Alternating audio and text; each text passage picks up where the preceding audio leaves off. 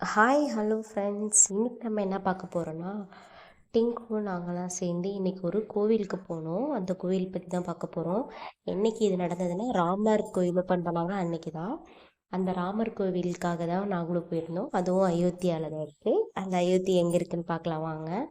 இந்த கோவில் வந்து தமிழ்நாட்டோட அயோத்தி கூடன்னு சொல்கிறாங்க. அந்த மாதிரி ஒரு கோவில். மேடம் எப்பவும் போல் ப பைக் ஏறின உடனே தூங்கிட்டாங்க. தூங்கினதுக்கப்புறம் கோவில் பக்கத்தில் வரப்போ தான் எழுந்தாங்க. நாங்கள் வீட்டில் இருந்தே 11:30க்கு மேலே தான் கிளம்புனோம். நல்லா வெயிலில் தான் வந்து சேர்ந்தோம். இதுதான் அந்த கோவில். இதுதான் அயோத்தியா பட்டணத்தில் இருக்க ராமர் கோவில். கோதண்ட ராமர் கோவில் இதுதான். இந்த கோவில் வந்து 1000 வருஷம் ரொம்ப பழமையான கோவில் அப்படின்னு சொல்கிறாங்க. தமிழ்நாட்டோட அயோத்தின்னு கூட சொல்கிற அளவுக்கு இந்த கோயில் அவ்வளோ பழமை வாய்ந்த கோவில் அப்படின்னு சொல்லி சொன்னாங்க. நாங்கள் போன உடனே ஒரு க்யூ நின்றுட்டு இருந்துச்சு. அந்த க்யூவில் தான் போய் நின்றோம். அந்த க்யூவில் நாங்கள் நின்றுட்டு இருக்கும் போதே அங்கே உள்ளே இருந்து நிறைய பேர் ஜெய்ராம் ஸ்ரீராம் அப்படின்னு சொல்லிட்டு நிறைய பேர் வந்துட்டு இருந்தாங்க. நிறைய கூட்டம். ஃபுல்லாக நார்த் இந்தியன்ஸ் தான் வந்துருந்தாங்க கோவிலுக்கு. அந்த கோயிலோட அந்த சிற்பங்கள்லாம் பார்த்திங்கன்னா இவ்வளோ நல்லா இருக்கு பாருங்கள். இந்த என்ட்ரன்ஸில் அந்த முன்னாடி இருக்கும்ல அந்த இடம், அந்த இடத்துல இருக்க அந்த சாமி பாருங்கள் எப்படி இது பண்ணியிருக்காங்கன்னு. இது கோபுரத்துக்கு மேலே போகிறதுக்கான வழி போல் அது. அங்கே அந்த தூண்லெல்லாம் போட்டிருக்க அந்த சிலையை பார்த்தாவே செதுக்கி இருக்கிறதே அவ்வளோ சூப்பராக இருந்தது. அப்புறம் நாங்கள் லைனில் நின்றோம். அப்புறம் என் வீட்டுக்காரர் என்ன சொன்னார்னா, நம்ம இவ்வளோ நேரம் லைனில் நின்று வெயிலெலாம் போய் பார்க்க முடியாது அப்படின்னு சொல்லிட்டாரு. பாப்பாலாம் வெயிலில் நிற்க மாட்டா. சரி நம்ம முன்னாடி போயிட்டு சாமியை சுற்றி வந்துட்டு முன்னாடி நின்று கும்பிட்டுட்டு போயிடலாம் அப்படின்னு சொல்லிட்டு தான் நாங்கள் உள்ளே போயிட்டோம். அப்புறம் கரெக்டாக நாங்கள் போகும்போது அங்கே தீபம் ஏற்றுறதுக்காக வெயிட் பண்ணிகிட்டு இருந்தாங்க. அவங்களாம் வந்து அயோத்தி கோயிலுக்கு போயிட்டு இங்கே வந்து இந்த கோயிலை பார்க்கணுன்றதுக்காகவே இங்கே வந்தோம் அப்படின்னு சொல்லி பேசிகிட்டு இருந்தாங்க. அப்புறம் ஏதேதோ மந்திரம்லாம் சொல்லிகிட்டு இருந்தாங்க. அப்புறம் வேறு யாரோ வரத்துக்காக வெயிட் பண்ணிகிட்டு இருந்தாங்க. அப்புறம் அவர் சொல்லிகிட்டு இருந்தார் இந்த கோவில் பற்றி தான் அந்த வரலாறுலாம் கொஞ்சம் சொல்லிகிட்டு இருந்தாங்க. நம்ம அயோத்திக்கு போகிறதும் இந்த கோயிலுக்கு வர்றதும் ஒன்று தான் அப்படிங்கிற மாதிரி சொல்லிகிட்டு இருந்தாங்க. இதுதான் அந்த கொடிமரம். அப்புறம் அவர் என்ன சொன்னார்னா, இப்போ வந்து நம்ம 2 கருடனை பார்த்துட்டோம். 3வது வாட்டி கருடன் நமக்கு தெரிஞ்சிச்சுன்னா இந்த விளக்கை நம்ம ஏற்றலாம் அப்படின்னு சொல்லிட்டு அவர் ஏதோ சித்தர்கள் பேர்லாம் சொல்லிட்டு சாமி கும்பிட்டுட்டு இருந்தார். சாமி கும்பிட்டுட்டு சுற்றி சுற்றி பார்த்துட்டு இருந்தார். அந்த கழுகு இருக்குல்ல, கருடன் வருமா அப்படின்னு சொல்லிட்டு பார்த்துட்டு இருந்தார். அப்புறம் அங்கே வந்து ஒரு இந்த மாதிரி கொடி வச்சுருந்தாங்க. அந்த கொடியை பிடிச்சி எல்லாம் ஃபோட்டோலாம் எடுத்துகிட்டு இருந்தாங்க. அப்புறம் நாங்கள் சரி அவங்க பேசிகிட்டு இருக்க கொடிமரத்துக்கு முன்னாடி கர்தாழ்வாருக்கு பின்னாடி ஒரு பாக்ஸ் மாதிரி ஒன்று ஒரு ஓட்டை இருக்கும். அந்த வழியாக சாமி பார்க்குறதா ரொம்ப நல்லது. சரி அதுக்காக நம்ம போய் பார்க்கலான்னு சொல்லிட்டு நாங்கள் அங்கே போயிட்டோம். நாங்கள் அங்கே பார்த்துட்டு இருக்கும் போது இங்கே முன்னாடி சாமி இந்த கருடன் வரத்துக்காக பூஜை பண்ணிகிட்டு இருந்தாங்களா. கரெக்டாக அதுமாதிரி பூஜை பண்ணிகிட்டு இருந்தாங்க. இதுதான் அந்த கோபுரம். இந்த பூஜை பண்ணிகிட்டே இருக்கும்போது அங்கே கருடன் தெரிஞ்ச உடனே எல்லாரும் ஜெய் ஸ்ரீராம் ஜெய் ஸ்ரீராம் அப்படின்னு சொல்லி கத்த ஆரம்பிச்சிட்டாங்க. நான் கூட சும்மா தான் சொல்கிறாங்களோ அப்படின்னு நினச்சேன். அப்புறம் உண்மையாலுமே தெரிஞ்சது. இந்த மாதிரி 2 டைம் முன்னாடியே தெரிஞ்சுதான் 3வது டைம் தெரிஞ்சாதான் விளக்கேற்றுவேன்னு அவங்க இருந்தாங்க. அதே மாதிரி 3வது டைமும் அதுக்கு வந்த உடனே அவங்க எல்லாரும் கத்த ஆரம்பித்தாங்க.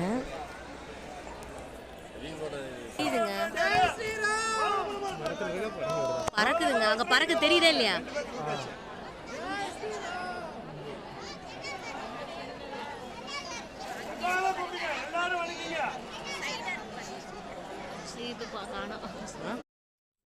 சாமி பார்க்கறதுக்கு கியூ எவ்வளோ நின்றுட்டுருக்காங்கன்னு பார்த்தீங்கன்னா தெரியும் எவ்வளோ கூட்டம்னு சொல்லிட்டு. அந்த கோவில் நார்த் இந்தியன்ஸ் தான் நிறைய பேர் வந்திருந்தாங்க. வெளியில் நிறைய காரு நிறைய பைக்கில் நின்றுட்டு இருந்தது. நான் அது வீடியோ எடுக்கல வந்தோடனே. அங்கே பாருங்கள் எவ்வளோ கூட்டம்னு சொல்லிட்டு. சாமி பார்க்கறதுக்கு தான் அந்த கூட்டம்லாம். பிங்கு பாருங்கள் கையில் பூ வச்சுட்டு எப்படி நின்றுட்டுருக்கான்னு.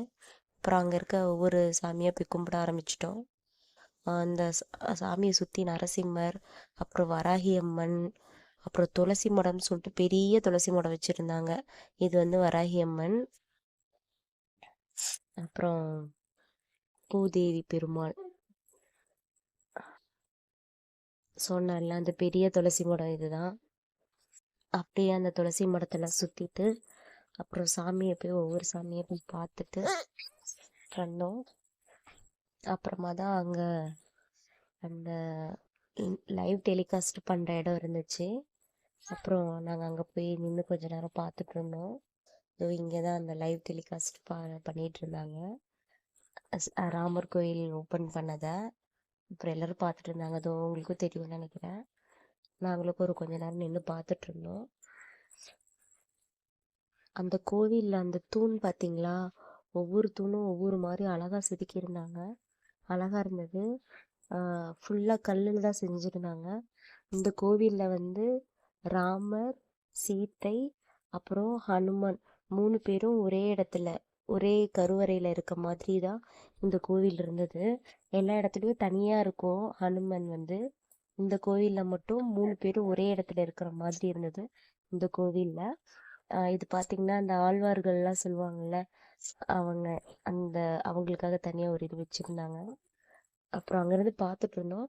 அப்புறம் டிங்கோட அப்பாவோட ஒர்க் பண்ணுறவங்க ஒருத்தவங்க இருந்தாங்க. அவர் அங்கே போய் பார்த்துட்டு அவர்கிட்ட பேசிட்டு வரேன்னு போயிட்டாங்க.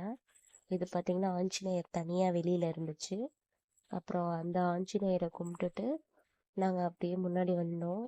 அங்கே திருப்பியும் அந்த கருடன் வந்துருச்சுன்னு சொல்லிட்டு இருந்தாங்க. அப்புறம் திருப்பி எல்லாம் பார்க்க ஆரம்பிச்சிட்டோம். இப்படி தான் உட்காந்து பின்னாடி பார்த்தீங்கன்னா அந்த தூண் தெரியுதுல்ல, அந்த தூணில் அந்த சாமியோட செதுக்கி இருக்கிறதெல்லாம் பார்த்தீங்கன்னா அவ்வளோ அழகாக இருந்துச்சு.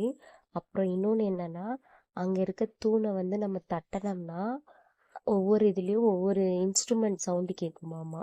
ஏதோ ரிதம்னு சொல்லுவோம்ல மியூசிக்கில், அந்த ரிதம் சவுண்டு கேட்கும் அப்படின்னு சொல்லியிருந்தாங்க.